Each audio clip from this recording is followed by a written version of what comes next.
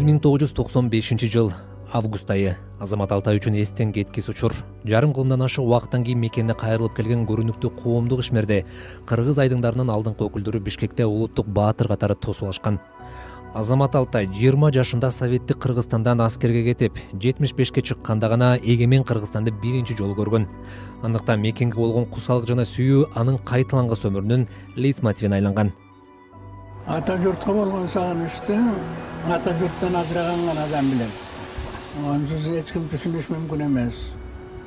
Ата журтты мен ар заман сагынып келдим. Elimden жаман адаттары болса да, жакшы адаттары болса да мен үчүн үлгү эди. Onun үчүн демек 40-жылы кетсем, 55 жылдан кийин 95-жылы Манастын 1000 жылдыгында барып, Кыргызстанды көрдүм.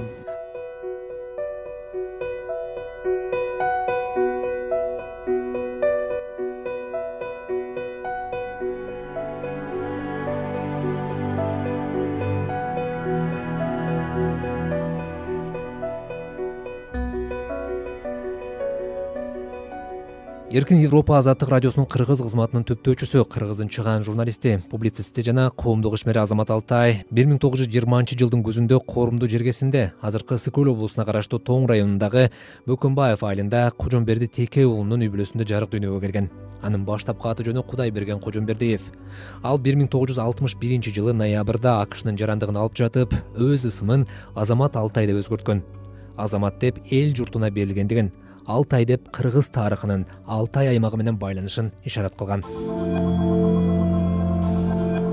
Кудайберген 15 жашында Түптөгү Зоовет техникумунда кыска мөөнөткө окуган. Комсомолдун Тоң райондук комитетинде жаш муундарды тарбиялоо бөлүмүндө иштеп жүрүп, 1940-жылы аскерге кызмат өтөө үчүн жаңыдан каратылган Литвага чакырылган. Армияга кетип жаткан Боз Улан мекенинен аргасыз 55 жылга бөлүнүп каларын ал кезде сезбесе керек. Улуу ата мекендик согуш маалында 1941-жылы августта Азамат Алтай жанындагы башка жоокерлер менен бирге Литвага чукул, Калинин, азыркы Тверь облусунда германдык фашисттерге туткунга түшүп калган. Ал туткундан бир нече жолу качып чыгып, кайра кармалып, көп азапты башынан өткөргөн. Мына ошентип жамгыр жаап турганда ушу жыртылган каптарды, чүпүрөктөрдү зым темирдин үстүнө салып качып чыктык. Бул менимче ноябрдын соңу, декабрдын башы болуш керек. Талаага чыкканда жартыгар баскан капусталарды көрдүк. Ачкачылык адамды эмне гана жедирбейт. Кээде басып, кээде чуркасак да, чарчоо билбей, тоңгон капустаны кемирип жеп бара жаттык.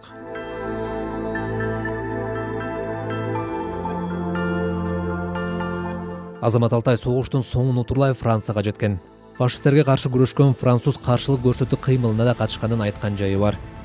Согуш бүткөндөн кийин мекенине кайтып барууну көздөгөнү менен советтик тоталитардык режимдин германдык нацисттердин туткунуна түшүп чыккандарга жасаган ырайымсыз мамилеси аны бул ойдон баш тартырган. Натыйжада Азамат Алтай батыш Европада калууну чечкен. Кандай болсо да мекени менен байланыш түзүүнү көздөгөн Азамат Алтай Европада жашаган башка советтик жана Борбор Азиялык диссиденттер менен каталышып, алардын чогулуштарына да катышып турган. Кийинчерээк ал Борбор Азиялык диссиденттер Европада чыгарган Түрк эли журналынын редактору болуп тайындалган. Азамат Алтай жалаң өзүнүн гана жашоосунун келечегин ойлобой, өтө активдүү жаран болгон, жарандык позициясы күчтүү болгон. Ушул 40-жылдардын аягында, 50-жылдардын башында Россиядан барып, Орусиядан, башка өлкөлөрдөн барып чет өлкөдө жашап калган, ушу өзүнүн мекениндеги, түпкү мекениндеги окуяларга, өнүгүүлөргө, азаттыкка, эгемендикке, элинин өз тагдырын, өз келечегин өзү аныктай турган укугу үчүн күрөшкөн активисттерге жолугуп калып, ошолор менен каталышып, Мустафа Чокай, анын жесири Мария Чокай, Америкада Борис Николаевский, керек болсо Керенский, дагы башка көрүнүктүү диссиденттер менен каталышып, ушул кезде Европада жашап калган Борбор Азиялык бозгундар Түркстан улуттук боштондук кыймылы деген уюм түзүшүп, андан тышкары Түрк эли деген уюм түзүшүп, Түрк эли деген журнал чыгарышып, ошол жерге кыргыз, казак, түркмөн, тажик, өзбек тилинде макалаларды жазышып, ушул өзлөрүнүн советтик мекенинде тыюу салынган акындардын, жазуучулардын чыгармачылыгы жөнүндө кыргыз, казак жана башка тилдер жоголуп баратканы жөнүндө ар кандай макалаларды жазып чыгарып турушкан. Азамат Алтай 1953 жылдын март айында Азаттык радиосунун эң алгачкы кыргыз кабарчысы болуп калат. Анын үнү менен ошол жылдын 18 мартында Азаттыктын кыргызча берүүсү туңгуч ирет обого чыккан.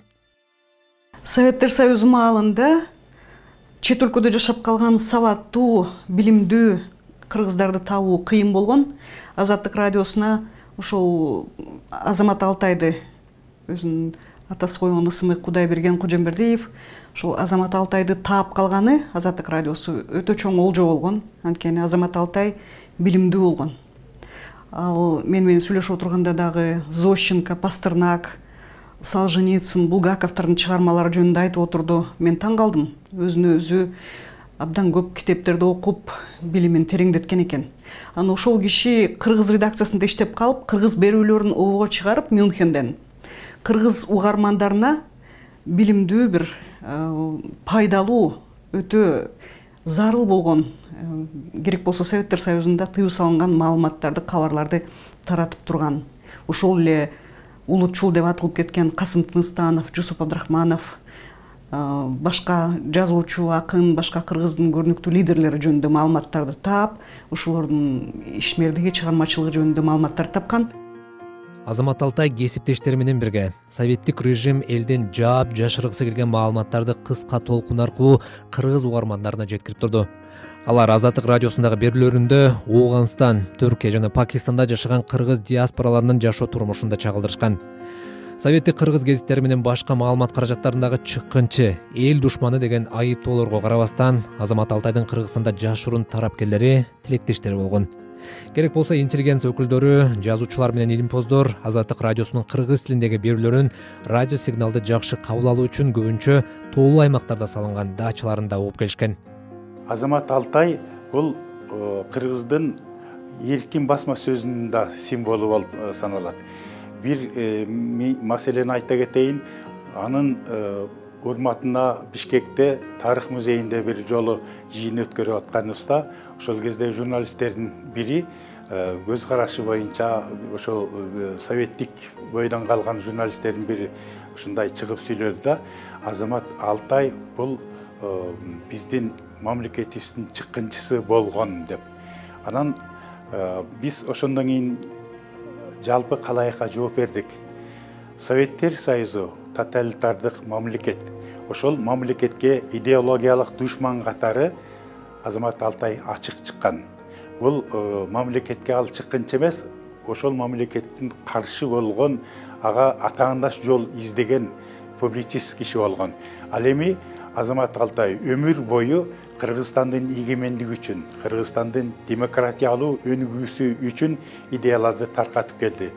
Тарыхчы Тынчтыкбек Чоротегин буга чейин жазгандай, эгерде дүйнөлүк экинчи согуш маалында Азамат Алтай фашисттер тарабында согуш аракеттерине катышкан болсо, анда аны эч качан азаттыкка кызматка алышмак эмес. Себеби Азаттык радиосунда дал ушундай чектөө бар эле. Айтор, Азамат Алтай азаттык менен кызматташтыгын 40 жылга жакын убакыт бою уланткан. Анын нускоосу менен азаттыктын кыргыз кызматынын алгачкы мууну телчиккен. Андан тышкары Раматылык Төлөмүш Жакып уулу дагы ал да билимдүү адам болгон. Ал дагы биринчи күндөн баштап иштеп калып, Азаттык радиосунун кыргыз редакциясында ошо Азамат Алтай өзү таап келип экөө иштеп калган. Анан экөө ошол эки эле киши кыргыз редакциясында иштете албайт да. Анан бара-бара экөө Түркияга барып, ошо Ооганстан, Пакистан, Кытайдан келип, Түркияда жашап калган кыргыздардын арасынан сабаттуу, кыргызча жаза алган, сүйлөй алган жаштарды издеп, ошол кезде жана Барпы Өзгөн аттуу адамдын балдарын, Рахманкул хандын балдарын, керек болсо ошол Ооганстандан элчите барган башка кыргыздардын балдарын текшерип, кимисин окутуп кете алабыз. Алар кирилл алфавитин билишкен эмес албетте. Анан ошолорду акырындап четинен чакырып, Мюнхенге сыноодон өткөрүп, үйрөтүп, мындай маалыматтарды окуп, анализдеп, ушундай кабарларды жазышыңар керек деп, анан ошол Аким Өзгөн, анын бир тууганы Арун Өзгөн жана башкаларды жумушка алышып, ошо кыргыз редакциясын жабылып калбай, кыргыз редакциясы иштеп турганына Советтер Союзу маалында 1953 жылдан баштап ошого ушул Раматылык Азамат Алтай менен Төлөмүш Жакып уулунун эмгеги чоң болгон. Азамат Алтай Батыш Германиядагы Мюнхен шаарында Азаттык радиосунда бир аз убакыт иштеп турган соң 1956 жылы АКШнын Нью-Йорк шаарына көчүп келген. Көп узабай Нью-Йорк китепканасынын түркология бөлүмүндө иштеп калган. Ал АКШда да Азаттык радиосу менен тыгыз кызматташып, апта сайын ар кыл материалдар даярдап жиберип турду. Андан тышкары көрүнүктүү Батыш илим поздоруна Кыргызстан боюнча изилдөөлөрдү темир тордун ары жагында туруп жүргүзүүгө жардам берди. Азаттыктын кыргыз кызматынын ошол кездеги башчысы Төлөмөш Жакып уулунун улам өтүнгөндүгүнөн улам 1980-жылдардын башында Азамат Алтай кайрадан Мюнхенге келип, өзү түптөгөн кыргыз кызматында иштей баштады.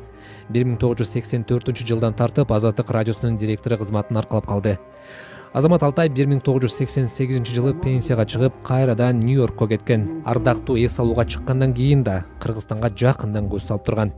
Мен 92-жылдын июлунда Вашингтонго барып калдым, Кыргызстандын элчиси катары.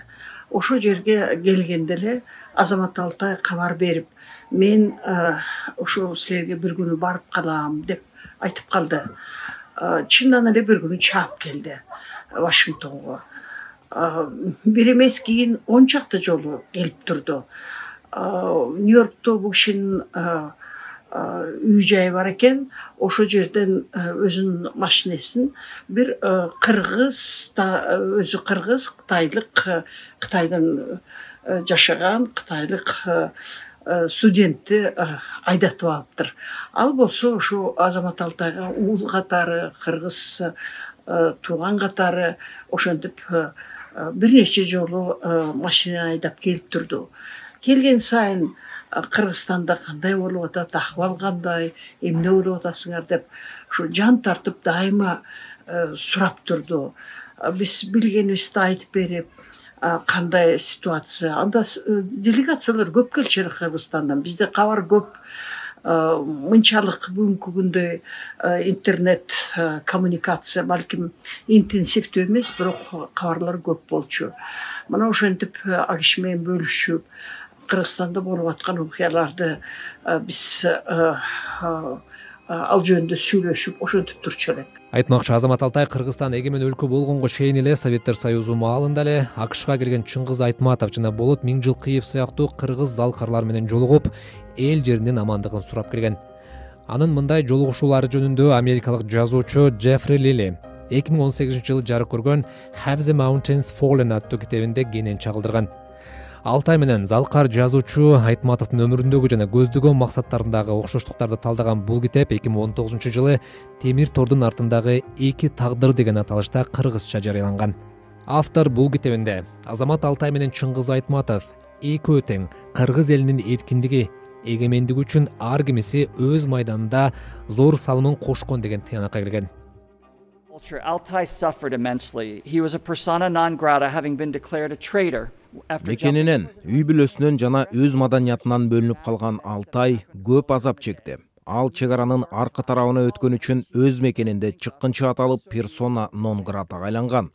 Советтер Союзуна кайтып келсе, 25 жылдык абак жазасына туш болмок. Анын ысымы Советтик Кыргызстанда үгүт өнөктүгүнүн каралоосуна кабылган. Бирок ага алыстагы мекенинин карааны, Комуздун күүсү жана Нью-Йорктун Куинс аймагындагы анын жеке китепканасындагы 5-6 миң китептин бир бөлүгүн түзгөн Айтматовдун чыгармалары дем күч берген. Айтмакчы, Азамат Алтай 1950-жылдардан бери Кыргыздын тарыхы, маданияты, адабияты боюнча чогулткан жеке архивинин жана жогорудагы китептеринин бир бөлүгүн 1995-жылы Жалал Абадтагы жана Ысык көлдөгү жогорку окуу жайларына тартуулаган. Кийинчерээк Жалал Абад мамлекеттик университетинде Азамат Алтайдын бурчу ачылган. Ал 1995-жылдан тарта өмүрүнүн акырына чейин Кыргызстандагы 2 университеттин студенттерине жеке өзүнүн атынан жыл сайын стипендия берип келген. Ушу ситуация кандай болуп атат дегенде бир жолу мен айтып калдым, абдан эле оор болуп атат. Мына академик, профессорлор жумушсуз калып, ошо каяка барарын да билбей калды. Билим деген керексиз болуп калды. Студенттер болсо абдан кыйналып турат деген ушундай мен информациямды угуп, эмки жолу келгенде өзүнүн пенсиясын ала келиптир. Мен ушу өзүм пенсияман студенттерге жардам көрсөтөйүн дедим эле. А болуптур. Анда ошо студенттерге стипендия сыяктуу сиз бербейсизби деп сүйлөшүп калдык. Макул деп туруп каракол пенсиясына биз чектедик пенсияны, стипендияны балдарга. Анан ошол эле убакта мен суруш киргиздим. Анда бул акчаны экиге бөлөлү да Жалал абадта түштүктөн дагы бир университетти алалы деп ошо Жалал абадка да бөлүштү. Ошентип өзүнүн пенсиясын бул иши бөлүп жиберип атты. Бир нече жолу мен өзүм колум менен апарып бергем эки университетке. Азамат Алтай көзү тирүүсүндө баштаган бул сыяктуу саамалыктарды анын ысымын алып жүргөн эл аралык коомдук фонд улантууну көздөп келет. Бул фондду Азамат Алтайдын жээни Тойчубек Турганбаев жетектейт. Бул фонддун алдында койгон максаттары абдан көп. Себеби дегенде мына жакын араларда дагы китептерин, мурун дагы китептерин чыгардык эле.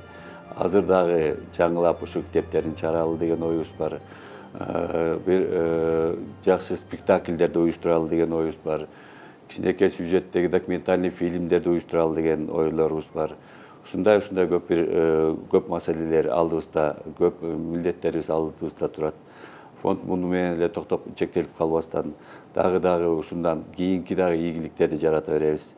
Дагы ошо өсүп келаткан муундарыбызга, жаштарыбызга ошо кишилердин басып өткөн жолдорун, ошо кишилердин кандай убакыттарды өткөндөрүн, кыргыздардын эгемендүүлүгүнө жетиш үчүн кандай аракет кылгандарын ушу келе жаткан урпактарга биздин жеткирүү биздин милдетибиз деп ойлоймун да.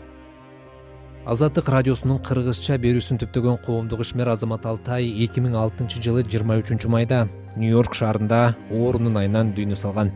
Анын сөөгү өзүнүн керезине ылайык маркум жубайы Сания апанын Нью-Йорктогу кабырынын жанына жерге берилди.